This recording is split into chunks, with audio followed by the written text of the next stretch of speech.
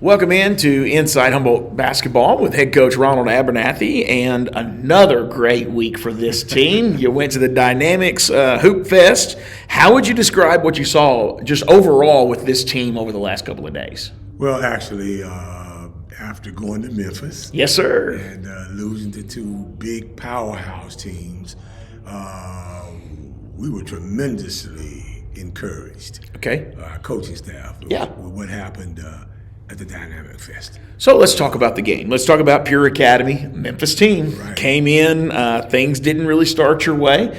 Just kind of looking at the score sheet, it looked like maybe it was lopsided early, especially got into foul trouble early. You went into halftime down by 9. What's the message in the locker room playing again against a Memphis team? Well, we had to keep playing. Keep playing because we actually looked at them. We saw that they were getting tired. And we had missed some shots. And we were not running our offense like we should. Okay. But the key was to keep playing, especially defensively. Okay. Keep playing defensively. Keep filling in the gaps. Keep jumping the ball, and just keep on playing. And of course, when we came out the third quarter, yes, it was a little different. That's where I was going next. That third quarter, it looked good against Pure Academy. They were big. Yeah. They were big. They had big guys, two big guys in the middle, and they were pretty good. Yeah. They were a very good, typical Memphis team. Athletic, good. Did a lot of fancy ball handling. You wasn't going to take the ball from them. Okay. But we did a great job of defending them by playing fundamental defense, standing in front and making this deal. You mentioned fancy ball handling. Do you think that's what played into the lopsided on the foul sheet? Yeah, early on, because we were going for we kind of reaching a little bit more than we should have, and of course they were great ball handlers, and we ended up fouling a lot. What particularly clicked in that third quarter? Because it was one of your best stretches of the game. Well, defense. Okay. Defense, and then we started running our offense pretty darn good. Okay. We ran our offense, and we got layups early. And then once you get layups early, then the three-pointers seem to come when they come in rhythm. You can hit them better. Yeah. And that's what we started doing in the third. And with your offense clicking, here came Darian Taylor in the second half. You saw he was a lot more successful in that second half. Anything you think he changed in his decision making, or it was just overall effort from the offense? No, just overall effort from the offense, and being we have a good offense.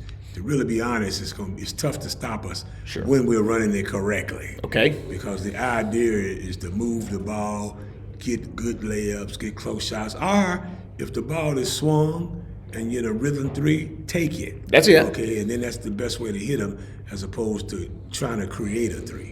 We didn't talk before this show, but you're leading into my next question. It's real easy because Jakevius Graves started hitting from outside a little bit. But a new name that we've not talked about on this show, Terrell Cole, showed some growth in this tournament as well, specifically in the Pure Academy game. Yes, a freshman. Yeah. A freshman. So we had plans for him to play, but he's done a great job. He's done a great job as a freshman. Makes a lot of freshman mistakes. Sure. Does a lot of freshman things. Yeah. But as far as his athletic ability and him producing, he does that. So how important is that spacing and outside shooting in the way that you really want this team to play? It's really important because actually, if anyone knows basketball, we're moving the ball, we're setting picks, we're cutting. On the drive, you spread, and you hit the open guy, but it's in rhythm. And if you hit that open guy in rhythm, and he is in rhythm, that three-point shot comes in rhythm. Yeah. And it's like, it's like kind of like bam, bam, bam, shot, Yeah. good. Because it's in a rhythm. Yeah. That's what we're trying to do. So one thing that stood out to me on the score sheet again against Pure Academy, and when you're trying to close out a good team like Memphis, if you get to the line, you need to make those shots. You were 9 of 10 from free throw line in the fourth quarter. We were. That's beautiful. That was excellent. So then, in less than 24 hours, you come back to that gym to take on a home team, the Trinity Christian Academy Lions, playing in their gym.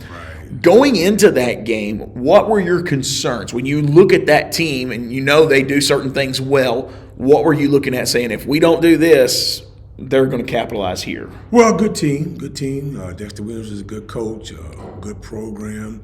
They run their offense well. They play defense. They're pretty good. And plus, they have some players. Yeah. You know, that 6'7" or 6'8" kid is a player. I love him. They've been knowing him since he was a little kid, since the sixth grader. But he's about 6'7", 6'8". He can fill it up. He can score. Mm-hmm. You know, and I knew we had a concern for him because trying to stop him, or at least slow him down, was a major concern. But we were able to do a real good job against him, double teaming him, making him take shots that he was uncomfortable taking. Sure. And passing the ball to other teammates that were not able to make the shots.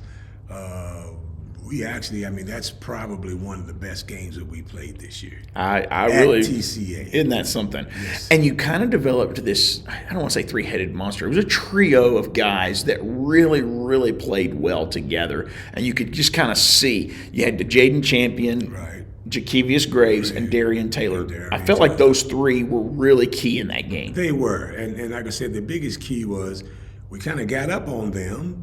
And then we kind of ran our offense for the first time sensibly, particularly in the first half. But then in the third and fourth quarter, we did a masterful job of running our offense, using our offense to tick off the clock. Gotcha. Is what we did a great job of the third and fourth quarter, of running our offense to the point where we only took layups. We got backdoor shots and easy layups because even when our substitutes came in, I think one of them either scored 4 or 6 points, but they were simple off the backdoor cut because we were running our offense to perfection. Yeah. We were being patient. We were passing the ball. We were moving the ball. We have a tendency to catch the ball and start dribbling, which is not what we want to do. Mm-hmm. We want them to catch it, look, pass, cut, move, pass, cut, move, pass, cut, move. Mm-hmm. Particularly haven't done that, but they did a great and masterful job Saturday night at TCA, and we really was in control from start to finish. You know, that chemistry between those three guys, how do you build that? Does that just come naturally the more they practice together and play together? Well, no, particularly, we work at it. We work at it, in practice. And of course, again, it starts in the summertime. Mm-hmm. They played real well together this summer. Okay. We relied on them this summer in our team camps, and they did a good job. And of course, it's just kind of parlayed and it's kind of moved over into the season right now. So, looking at these games, what's one thing that you loved about how your team played, and then what's that one thing you're wanting to tighten up on? Well, again, we always want to tighten up defense. Okay. But I loved the way we ran our offense to perfection. Took our time, was patient, got the easy shot. The easy bucket. Very easy. And we did that over and over again, particularly in the third quarter when we were only up 8-9, and then we kind of was able to expand it. Sure. And then, of course, when we came into that third quarter, we were able to use the clock and run our offense and run time down. Yeah. We held the ball. We had our time with the ball was quite extensive. Wow. That's incredible. We had the ball a lot. Yeah. So, fantastic Dynamix Hoop Fest for Humboldt, going 2-0 in the tournament against great programs. Anytime you get to play somebody out of Memphis and then you turn around and you play a private school, you get different type of athletes because private schools get different type of people, Well, they get who they want. That's right. They go get folks and they have who they want, and that was also a big plus. Yes, sir. So we look to this week. Now, the opening of the week, it looks a little different. We thought we would definitely be playing Huntingdon Tuesday night. The girls are definitely playing. There's been a little bit of maybe a schedule conflict on the boys' side. We're waiting to hear something. We should have already heard something by the time this drops, but we're going to put something on our social media page as well, and I'm sure the school will be sharing something also. We're hoping we get to play that game. If so, if both boys and girls play Tuesday night, we plan to be there to stream. I actually have a call into the school now, waiting to get access just to make sure that we will be able to do that. But it's on our schedule to stream that game. Right. If it gets pushed to the end of the week, I'm not going to be able to do that. I have a procedure on Wednesday that's going to keep me from doing that at the end of the week. But we'll definitely pick up another game somewhere and make up for that. So we play Huntingdon, hopefully Tuesday. And then on Friday, go to Dyersburg. We were just talking before we came on. We love that gym. I mean, it's a beautiful facility. Great facility. Great folks to go in there. They're good hosts. Yes. Very excellent host. And you know what you're getting with the Dyersburg team, too. It's going to be another physical game. Oh, yeah. They're going to try to stretch you. Well, coach going to try to stretch us. They do. They will. And it'll be another good test for us. That's great. We're getting closer to division games, getting closer to games that really matter in the playoff hunt. Every game matters to a coach and a player, but when you're sitting there as a fan, you can take a loss a little easier when it doesn't matter in the playoff hunt. So, oh my. Well, let's go to the lighter side of things, Coach. And I did not give him a heads up on this one. I did on his father and mother, and I did on your other ones. But this one, I want to talk a little bit about switching gears here.